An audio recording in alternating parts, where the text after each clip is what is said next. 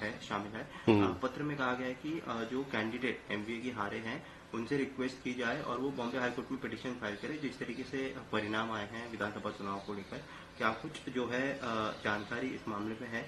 कब मीटिंग हुई थी, कब ये फैसला किया गया और आगे की क्या भूमिका रहेगी? चुनाव के महाराष्ट्र के चुनाव के नतीजे आने के बाद एक असंतोष था ही, और पॉलिटिकल पार्टीज में भी एमवीए के जो कॉन्स्टिट्यूएंट्स हैं उसमें उनके नेताओं ने पब्लिक में अपना रोष और असंतोष जताया है कि चुनाव में बड़ी पैमाने पर धांधली हुई है। महाराष्ट्र में लोगों ने भी इसके खिलाफ निदर्शन प्रदर्शन की है कि किस प्रकार से चुनावी प्रक्रिया में एक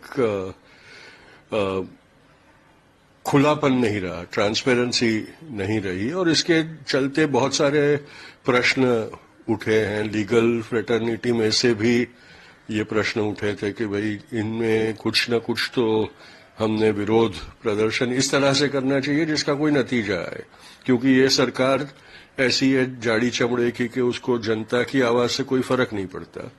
तो जिसमें कोई नतीजा आ सके वैसा अगर कुछ करे तो ज्यादा बेहतर रहेगा। तो इसलिए कानूनन राय लेने के बाद ये सुझाव आया कि चुनाव नतीजों के बाद जो एक समय मर्यादा दी जाती है उस इलेक्शन को चुनौती देने के लिए, उसके पहले अगर जो लोग हारे हैं एमवीए के, वो सारे के सारे एक साथ बम्बई हाईकोर्ट में पिटीशन फाइल करे और उसके बारे में अपनी याचिका दर्ज करे तो कुछ एटलीस्ट सुनवाई हो सकती है।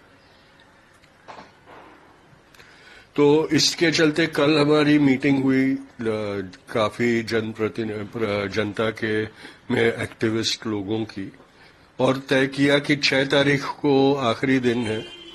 उसके पहले हमने एक अपील जारी करनी चाहिए पॉलिटिकल पार्टीज, एमवीए की पॉलिटिकल पार्टीज को, कि उनके जो हारे हुए प्रत्याशी है, प्रतिनिधि है, उनसे इलेक्शन के खिलाफ याचिकाएं हाईकोर्ट में दर्ज की जाए और फिर वो सुनवाई करना ही पड़ेगा हाईकोर्ट में।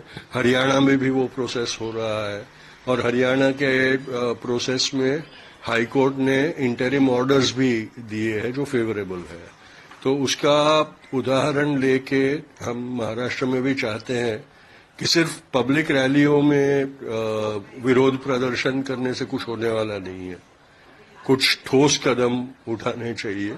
इसलिए कोर्ट में जाने के लिए हमने ये अपील जारी की है। सर, राहुल गांधी